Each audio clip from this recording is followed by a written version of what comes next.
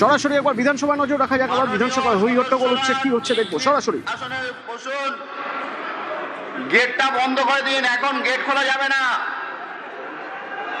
আপনারা যে যেখানে আছেন বসুন।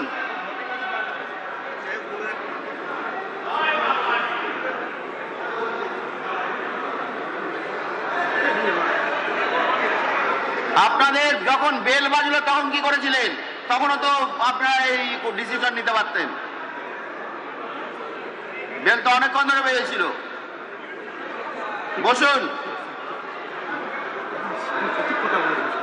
আপনাদের অনেকক্ষণ ধরে বেল বেজেছিল, তখন আপনারা সিদ্ধান্ত নেননি। আপনারা এখন নিজের সিটে বসুন। আবির, কি হচ্ছে এখন বিধানসভায়? দেখো, এই মুহূর্তে তৃণমূল কংগ্রেস বিরোধী দল তাদের তরফ থেকে ডিভিশন চাওয়া হয়েছিল, তার প্রেক্ষিতে যে ভোটাভুটির যে ব্যবস্থা তা শুরু হচ্ছে এবং দেখতে পাওয়া যাচ্ছে যে বিধানসভার অভ্যন্তরে এখানে স্লিপে ভোট হবে, তার জন্য স্লিপ দেওয়ার কাজও বিধানসভার সচিবালয়ের যারা কর্মীরা রয়েছেন তারা শুরু করেছেন।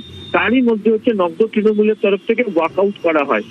যদিও বেশ কয়েকজন এখনো পর্যন্ত ওয়াকআউটের বিষয় নিয়ে তারা নিজেরাই সন্দিহান। নব্য তৃণমূলের তরফ থেকে দেখতে পাওয়া যাচ্ছে হচ্ছে মোশাররফ হোসেন, কাজল শেখ, তারপর হচ্ছে বাইরন বিশ্বাস, তারা এখনো পর্যন্ত হাউসের মধ্যে তারা বসে রয়েছেন। আর কালীঘাটপন্থী অর্থাৎ পুরনো তৃণমূলের যারা সদস্যরা রয়েছেন সেই পুরনো তৃণমূলের সদস্যরা এখনো পর্যন্ত হাউসের মধ্যে। কুণাল ঘোষ, তাকে দেখতে পাওয়া যাচ্ছে যে কাজল শেখ থেকে শুরু করে বাকিদের সঙ্গে গিয়ে তিনি কথা বলা শুরু করেছেন এবং নওশাদ, মুস্তাফিজুর রহমান রানা অর্থাৎ যারা বিরোধীদের অন্য যারা বিধায়করা রয়েছেন তাদের সঙ্গে তারা কথা বলছে। অর্থাৎ বিরোধীদের তরফ থেকে ওবিসি সংরক্ষণ এই বিলের বিষয় নিয়ে তারা যে কজন এখনো পর্যন্ত রয়েছে তারা যাতে একজোটে সিদ্ধান্ত নেন সেই বিষয়টাকে আলোচনা করার সিদ্ধান্ত নিচ্ছেন হচ্ছে কুণাল। এবং দেখতে পাওয়া যাচ্ছে যে বিমান বন্দ্যোপাধ্যায়, শোভনদেব চট্টোপাধ্যায়, অশোক দেব, পুলক রায়, আলিফা আহমেদ, বাবর আলী, নয়না বন্দ্যোপাধ্যায়, রুকমানুর রহমান তারা এখনো পর্যন্ত হাউসের মধ্যে তারা এখনো পর্যন্ত রয়েছেন। অসীমা পাত্র তিনিও রয়েছেন। নতুন তৃণমূলের অধিকাংশ বিধায়ক তারা কার্যত ওয়াকআউট বলে বেরিয়ে যান, যদিও নতুন তৃণমূলে থাকা 5 বিধায়কটা দেখতে পাওয়া যাচ্ছে যে তারা এখনো পর্যন্ত হাউসের মধ্যে বসে রয়েছেন। ফলে বিরোধীদের মধ্যে চূড়ান্ত একটা অস্বস্তি তৈরি হয়েছে যে কারা এই ডিভিশনের চেয়েও কারা ভোট দেবেন, কারা ভোট দেবেন না। কালীঘাট তৃণমূলের তরফ থেকে যারা রয়েছেন তাদের মধ্যে আলিফা আহমেদকে দেখতে পাওয়া যাচ্ছে তিনি চলে গিয়েছেন কাজল শেখের কাছে, তিনি গিয়ে তার সঙ্গে কথা বলছেন। ফলে একটা বিরোধীরাই কার্যত ছন্ন ছাড়া অবস্থায় বিলের যে ভোটাভুটি হবে তার আগে সময়ে দাঁড়িয়ে।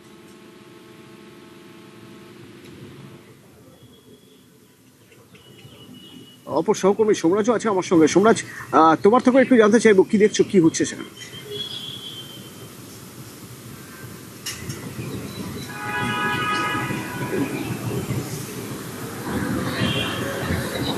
কোথাও একটা অস্বস্তির জায়গা তৈরি হচ্ছে বিরোধীদের মধ্যে, বিরোধীদের একজোট হওয়ার জায়গা দেখা যাচ্ছে নব্য তৃণমূল এবং মমতা তৃণমূল, তাদের মধ্যে একটা বিস্তর ফারাক তো রয়েছে, সেই বিস্তর ফারাকটা আরো বেশি সামনাসামনি চলে আসছে। কিভাবে না দেখা যাচ্ছে নব্য তৃণমূলের মধ্যেও আবার একটা কোথাও ফ্র্যাকশন তৈরি হয়েছে, কোথাও একটা বোধহয় ভাগাভাগি তৈরি হয়ে গেছে। কাউকে দেখা যাচ্ছে তারা ভিতরে রয়েছেন, আবার কেউ দেখছি কাউকে দেখা যাচ্ছে তিনি ওয়াকআউট করেছেন।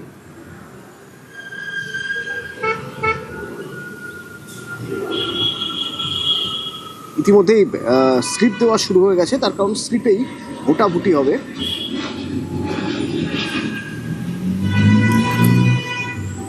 রথীন ঘোষ তিনি রয়ে গেছেন, কালীঘাট তৃণমূলের যারা তারা সবাই রয়ে গেছেন। রথীন ঘোষ এবং শিউলি সাহা কিছুক্ষণ অপেক্ষা করেন, তারপর নতুন তৃণমূলের ওয়াকআউটের সময় তাদের সঙ্গে বেরোননি, কিন্তু তার একটু পরে বেরোলেন তারা দুজন। নব তৃণমূলের 5 জন সদস্য ওয়াকআউট করলেন না।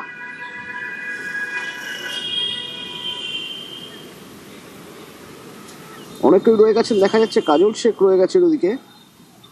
কুণাল ঘোষ কিছুক্ষণ আগে তার সঙ্গে কথা বলেছেন। কুণাল ঘোষ রয়ে গেছেন, অর্থাৎ কালীঘাট তৃণমূলের যারা তারা রয়ে গেছেন। আবির আছে আমার সঙ্গে। আবির, আজকের এই ছবিটা কোথাও একটা মানে যথেষ্ট অস্বস্তি, মানে তৃণমূলে নব্য তৃণমূলের জন্য অস্বস্তির, আবার মানে মমতা তৃণমূলের জন্যও কিন্তু অস্বস্তি। এবং নব্য তৃণমূলের ক্ষেত্রে যদি এই অস্বস্তি অনেক বেশি, তার কারণ হচ্ছে যে তারা ডিভিশন চাইলেন আলোচনার পর, ডিভিশনের পর ভোটাভুটি শুরু হতে চলেছে। সেই ভোটাভুটি শুরু হওয়ার সময় যখন দেখতে পাওয়া যাচ্ছে তখন তারা ওয়াকআউট করে চলে যাচ্ছেন। নব্য তৃণমূলের ওয়াকআউট আবার তাদের সব সদস্য তারা ওয়াকআউট করলেন না, তারা বসে থাকলেন। এবং কালীঘাট তৃণমূলের যারা রয়েছেন তাদের মধ্যে আলিফা আহমেদকে দেখতে পাওয়া যাচ্ছে, কুণাল ঘোষকে দেখতে পাওয়া যাচ্ছে, তারা তাদের সঙ্গে গিয়ে কথা বলছেন এবং তারা যাতে ভোটাভুটিতে থাকেন, অর্থাৎ নিজেদের কি বক্তব্য সেটা যাতে বিধানসভার অভ্যন্তরে অন রেকর্ড রেজিস্টার যাতে করান, সেই বিষয়ে আবেদন তাদেরকে করছেন। দেখতে পাওয়া যাচ্ছে অন্যদিকে নওশাদ সিদ্দিকী, অন্যদিকে মুস্তাফিজুর রহমান রানা, তাদেরকেও দেখতে পাওয়া যাচ্ছে যে তারাও কথা বলছেন তৃণমূল কংগ্রেসের যে সমস্ত বিধায়করা থেকে গেছেন এবং কালীঘাটপন্থী তৃণমূলের সঙ্গে। ফলে স্বাভাবিকভাবেই একটা চূড়ান্ত অস্বস্তি এই ভোটাভুটিকে কেন্দ্র করে এই বিলের, এবং বিরোধীরা কতটা ছন্ন ছাড়া রাজ্য বিধানসভার অভ্যন্তরে এই ছবি সেটাই ইঙ্গিত করছে। এর আগেও একটা দিন আমরা দেখেছিলাম যে প্রথম দিনের বক্তব্যের পর ওয়াকআউট করেছিল কালীঘাট তৃণমূল, সেদিনকে সব সদস্যরাই ওয়াকআউট করে চলে গিয়েছিল। কিন্তু আজকে দেখতে পাওয়া যাচ্ছে যে সব সদস্য ওয়াকআউট করলেন না। এখনো পর্যন্ত হাউসের মধ্যে কাজল শেখ, বাইরান বিশ্বাস, মোশাররফ হোসেন, তৌসিফ আহমেদ তারা এখনো পর্যন্ত বসে রয়েছেন। তাহলে সব মিলিয়ে নিজেদের মধ্যেই কোথাও একটা সামঞ্জস্যের অভাব রয়েছে, এই ছবি এটাই ফুটে উঠছে বিধানসভার অভ্যন্তরে। এবং এখানে একটা সামঞ্জস্যের অভাব তো বটেই। আমি বলছি আমাদের যে যখন বিল নিয়ে ভোটাভুটির দাবি করে নওশাদ সিদ্দিকী, সে সময় দেখা গেল যে রতিন ঘোষ, জাভেদ খান তারা উঠে দাঁড়ালেন, তারা একই রকম দাবি করতে থাকেন কার্যত। তারপর হঠাৎ করে ওয়াকআউট করে নেওয়ার সিদ্ধান্তে তারা কিছুটা অবাক হয়ে যান, কারা না শিউলি সাহা, রতিন ঘোষ। সেই জন্য দেখা গেল যে যখন ওয়াকআউট করে বেরিয়ে যাচ্ছে নব্য তৃণমূলের বা নতুন তৃণমূলের বিধায়করা, তখন কিছুক্ষণ অপেক্ষা করেন। শিউলি সাহা, রতিন ঘোষ নিজেদের মধ্যে কথা বলেন, এবং তখন স্পিকার দরজা বন্ধ করার কথা বললেও বিশেষ অনুরোধ করে তারপরে তারা বেরোন। আস্তে আস্তে দেখা যাচ্ছে মোশাররফ বেরোলেন, কাজল শেখও বেরোলেন। বীরভূমের বিধায়ক মোশাররফ হোসেন, ওদিকে কাজল শেখ, তারাও বেরোলেন। বাইরন বিশ্বাস এখনো পর্যন্ত রয়ে গেছেন। আর ওইদিকে দেখা গেল মমতা তৃণমূলের প্রায় বেশিরভাগ বিধায়কই যারা ছিলেন তারা কিন্তু রয়ে গেছেন। বাইরন বিশ্বাস নওশাদ সিদ্দিকীর সঙ্গে রয়ে গেছেন। নওশাদ সিদ্দিকী বিল নিয়ে ভোটাভুটির জন্য দাবি করেন, সেই ভোটাভুটির প্রক্রিয়া ভোট হবে স্লিপের মাধ্যমে, সেই স্লিপ বিলিও হয়ে গেছে।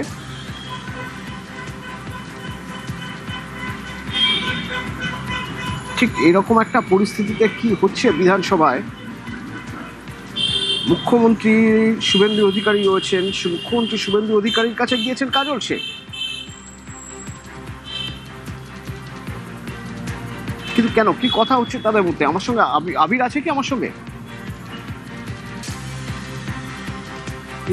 কাজল শেখ মুখ্যমন্ত্রীর কাছে। তোমাকে যেটা বলে রাখি সেটা হচ্ছে যে নিজেদের আসন থেকে কাজল শেখ, তারপর মোশাররফ হোসেন, তারপর তৌসিফ রহমান, তারা উঠে গিয়েছেন। তারা উঠে সোজাসুজি চলে গেছেন মুখ্যমন্ত্রীর কাছে। মুখ্যমন্ত্রীর কাছে গিয়ে কাজল শেখ, মোশাররফ হোসেন, তৌসিফ রহমান যারা রয়েছেন তারা গিয়ে কথা বলছেন সেখানে। অন্যদিকে বিধানসভার অভ্যন্তরে ভোট শুরু করার যে প্রস্তুতি সেটা রয়েছে। শুধু একমাত্র নব্য তৃণমূলের মধ্যে নিজের চেয়ারে এখনো পর্যন্ত বাইরান বিশ্বাস তিনি বসে রয়েছেন। তার সঙ্গে দেখতে পাওয়া যাচ্ছে গিয়ে কথা বলছেন নওশাদ সিদ্দিকী। এক্ষেত্রে তিনি কি সিদ্ধান্ত নেবেন সেটা তারা হয়তো এখনো পর্যন্ত স্থির করে উঠতে পারছেন না।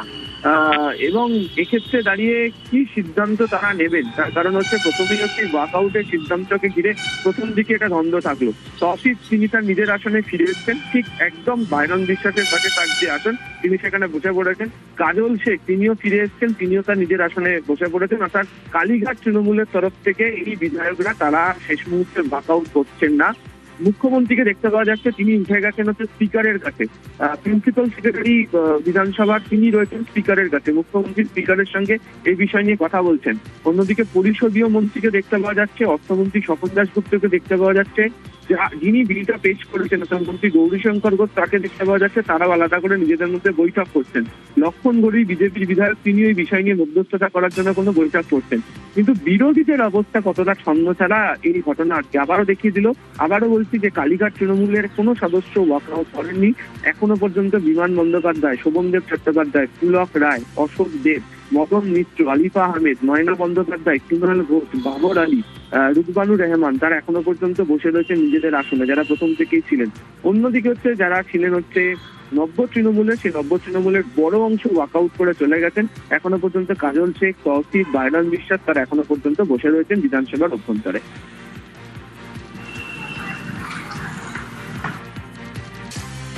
হেডলাইন